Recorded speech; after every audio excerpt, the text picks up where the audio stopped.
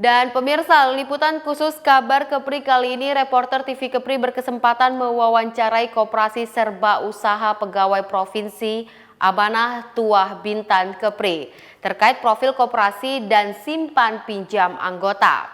Dan berikut liputannya. Jadi koperasi ini berdiri itu tahun 2006, itu zaman Pak Sweti kita baru-baru ke sini. Melihat potensi pegawai yang besar ini, maka Pak Gubernur itu mengarahkan agar bentuklah koperasi untuk membantu pegawai yang membutuhkan dana-dana tertentu untuk pendidikan anak atau yang lain. Jadi sekitar pertengahan 2006 itu beberapa program itu diarahkan dulu untuk melakukan kembali. 2006 itu sekitar 36 orang dari kepala dinas, pegawai dan sebagainya melakukan pertemuan. Ini sesuai dengan ketentuan yang ada bahwa koperasi itu berdiri dibentuk dengan rapat minimal 20 orang. Jadi 2006 itu terbentuk koperasi dengan sumbangan yang terkumpul dari 15 juta. Inilah modal awal daripada koperasi. Nah, 2006 itu diuruslah akta pendirian. Jadi tanggal 9 Agustus 2006 buat akta pendirian koperasi itu. Kemudian 2006 itu juga disahkan. Nah, anggota kita 36 orang. Kemudian pada akhir 2007 ini berkembang terus. Jadi anggota kita waktu itu berjumlah 1.245 orang. Mulai kita promosi, terkumpullah itu modal simpanan pokok tadi 124.500.000. Nah, 2013 jumlah anggota sekitar 1.800-an kan? Dan beberapa kali rapat anggota ini mulai diminta ini penambahan jumlah pinjaman. Jadi jumlah pinjaman ini awalnya tadi dengan 1.800 juga ada modal dari anggota, sama pokok, sama wajib dan simpanan segala tadi sekitar 5M. Jadi karena permintaan dengan 1.800 ini, artinya kita mencari modal, pinjam modal. Jadi pinjaman modal ini kita ke Bank Kesejahteraan Ekonomi. Karena bank ini tidak memerlukan agunan. Kita pinjamlah awalnya 1,6, kemudian akhirnya menjadi 3,3 tahun 2016 itu. Nah, di sini pada awalnya kita hanya dapat meminjamkan kepada anggota hanya 6 juta maksimal PNS. Kemudian PTT yang sudah bekerja sekitar 2-3 tahun itu sekitar 3 juta. Dan dengan tambahan modal dari luar tadi itu, jadi yang sebelumnya kita hanya 5 miliar, kita tambah 3 miliar, jadi 8 miliar lebih. Itu kita dapat meminjamkan kepada PNS maksimal 20 juta sampai sekarang ini. Dan sebelumnya ada 6 juta. Kemudian PTT yang 2-3 tahun tadi, kita dapat memberikan pinjaman sampai 6 juta. Kemudian ini terkait dengan dana ini. Kita ini modalnya memutar. Jadi dari 1.837 orang sekarang anggota kita itu ada peminjam, sebagian besar peminjam. Jadi dana kita ini berputar deh. Dana tidak kita pegang. Kita hanya pegang untuk persiapan pengembalian pinjaman kita ke bank. Itu setiap bulannya kita harus nyetor sekitar 80 juta kan? Awal 92 juta. 90 juta. Ini kita sistemnya pembalian modal ini dari bendahara untuk PPD dan stok ke bank tadi kan. Nah, ini pembaliannya juga tidak waktu yang sama karena peminjaman kan banyak nih. Nah, contoh sekarang ini aja, ini ada 117 orang calon peminjam. Nah, karena tadi pemutar uang tadi yang kita belum cukup tadi, uang kita ada sekitar sekarang ini yang sekarang sekitar 900-an ada ya. Uang kita terkumpul yang dari pinjam-pinjam terkumpul tadi ada 900. Jadi kita hanya dapat melayani sekitar 90 orang lah. 90 orang. 90 orang peminjam. Ini ada yang 20, ada yang 10, ada yang 6. Jadi masih ada yang menunggu sekitar 47. Jadi insya Allah nanti kalau dia memutar lagi nih, ada pengembalian ada, kita akan store. Jadi tidak uang itu memang banyak, tapi tidak pada kita, pada anggota yang minjam. Pada anggota. Nah, itu makanya ada yang menunggu. Menunggunya kira-kira berapa lama tuh Pak? Baru bulan berikutnya. Karena kemarin setiap bulan nih. Kenapa yang dapat SAHU hanya yang minjam saja, yang tidak pinjam tak dapat SAHU nih Pak? Pembagian SAHU pada prinsipnya sebenarnya seluruh anggota mendapat pembagian sisa hasil usaha atau SAHU setiap akhir tahun. Cuma dengan rincian karena dana SAHU itu atau SAHU yang diperoleh setiap tahunnya itu 40% itu dibagikan kepada anggota, terdiri daripada penyimpan 15%, peminjam ataupun berjasa itu sebanyak 25%, totalnya jadi 40%. Cuman ketika contoh misalnya kita bagikan, misalnya contoh SHU pada tahun 2019, contoh aja, contoh kasusnya Rp100.000 misalnya, contohnya ya, itu. Maka SHU yang akan dibagikan kepada anggota itu sebanyak Rp40.000. Rp40.000 itu 15.000 untuk penyimpan, 25.000 itu adalah untuk peminjam atau yang berjasa. Jadi berapa jumlah anggota peminjam, yang 15.000 itulah seluruh anggota, logikanya kan penyimpan itu mendapat bagian SHU, sehingga pada prinsipnya penyimpan itu lebih kecil pembagian SHU-nya dibandingkan penjasa. Maka motivasinya diharapkan itu kepada setiap anggota itu dapat berjasa kepada koperasinya, artinya meminjam kepada koperasi. Kemudian yang berjasa itu 25.000 itulah yang dibagikan kepada seluruh anggota. Itu contoh kasus kalau 100. Tapi kalau misalnya SHU 1 miliar, artinya itu 400.000 yang dibagikan kepada anggota. Yaitu dalam hal ini kalau 400.000 itu nanti sekitar berapa persen, yang 25% itu pada peminjam, 15% itu kepada penyimpan. Nah ini cuma pada prakteknya ada sebagian anggota itu langsung mengambil sisa hasil usaha pada setelah rapat anggota berjalan, tapi ada sebagian memang tidak mengambil sisa hasil usahanya, walaupun katakanlah jumlahnya kecil, kalau mau diambil disilakan aja itu diambil. Cuma pada prinsipnya kadang-kadang tidak diambil, itu dijadikan simpanan sukarela masing-masing anggota, sehingga menambah modal daripada koperasi. Uang itu kenapa sewaktu-waktu nanti diambil oleh anggota, ketika misalnya anggota mau berhenti, bisa itu akumulasi termasuk SHU bagian anggota secara berapa tahun berturut-turut itu bisa diambil sekaligus pada waktu anggota berhenti itu. Artinya kalau pertanyaan yang tak minjam ini tidak dapat SHU, ini itu tidak benar, tidak benar. Berarti cuma itu yang butuh penjelasan lebih lanjut.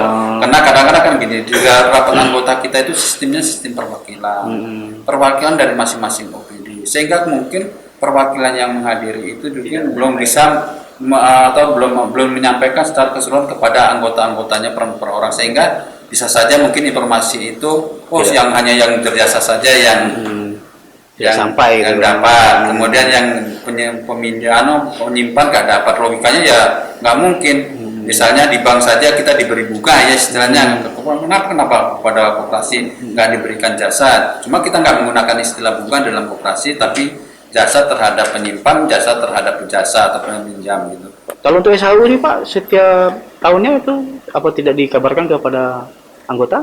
Disampaikan melalui OPD, melalui buku laporan pertanggungjawaban. Jadi ada daftarnya, sehingga mereka itu akan mengikut nanti dari rapat nanti. Selama ini koperasi berdiri sudah pernah diaudit atau bagaimana Pak? Jadi gini, audit, jadi mungkin audit internal, ada audit eksternal. Jadi biasanya audit internal itu biasanya terdiri dari pengawas koperasi oleh dinas koperasi sebagai pembina, katakan. Jadi yang selama ini yang sudah pernah dilakukan adalah oleh kita pengawas sendiri. Setiap tahun setelah melakukan rapat anggota, kita melakukan pengawasan atau pemeriksaan secara umum, yaitu meliputi organisasinya, menyangkut masalah usahanya yaitu simpan pinjamnya, menyangkut masalah keuangan. Cuma menitikberatkan kita kepada aspek keuangannya sejauh mana, yaitu nanti terdapat nanti laporan keuangan yaitu dalam bentuk neraca, laporan rugi laba, kemudian perubahan modal setiap tahunnya, sehingga nanti sampai pembagian sisa hasil usaha itu nanti kita tentukan dalam audit itu berapa jumlahnya, nanti bisa ya nanti pembagian sisa hasil usahanya internal. Tapi kalau yang eksternal belum kita lakukan, karena memang dari aspek memang katakanlah keperluannya ya memang perlu, tapi dari aspek pembiayaan kita dianggap macam nanti dianggap pemborosan, karena nanti kalau sekali audit itu oleh akuntan publik mungkin nilainya sangat nominal ya. Saya nggak menyebutkan nilainya, rasanya kurang etis nanti, karena itu kan haknya daripada jasa daripada auditor kan gitu, kantor akuntan publik kan gitu. Jadi kalau kita kan memang itu kewajiban pengawas untuk melakukan audit terhadap koperasi, sehingga tingkat efisiensi dalam pengeluaran pembiayaan bisa kita tekan sedemikian rupa gitu. Cuma nanti kalau sewaktu-waktu nanti diperlukan, memang itu menjadi urgensi misalnya permintaan dari perbankan, misalnya Bank DKI perlu diaudit misalnya, ya itu kita lakukan. Jadi kantor kami itu di lantai 2, gedung B, gedung C. Situ kantor itu. Jadi tidak sulit dihubungi. Setiap saat ada Pak Rahani manajer panitia. Artinya terkait dengan hal tadi itu Tak ada masalah. tak ada masalah Pak ya. Dan Bapak siap untuk dihubungi. Siap. Jadi kita memang koperasi memang dari anggota untuk anggota. Asasnya kan kekeluargaan. Perkembangan koperasi ini sekarang meningkat. Jadi isunya macam-macam. Isunya macam-macam. Jadi kita terus karena kita sudah terus meningkatkan kampanye lah agar ikut anggota koperasi. Pak, kalau untuk boleh tahu untuk anggaran yang dana yang ada di koperasi sekarang itu kira-kira berapa? Sekitar 8 ada sini. Sekitar dari total itu dari simpanan anggota semuanya sekitar 5,7. 5,774 itu Pak ya? Itu simpanan pokok wajib. Kemudian yang kita pinjam 3,3. 3,3. Jadi total itu modal kita sekarang ini sekitar 8 lebih lah, hampir 9 ya. Hampir 9. Kas tuh berputar terus Pak. Berputar paling-paling untuk ini persiapan untuk bayar ini. Bayar pinjaman kita. Kita sekitar 100-an lah.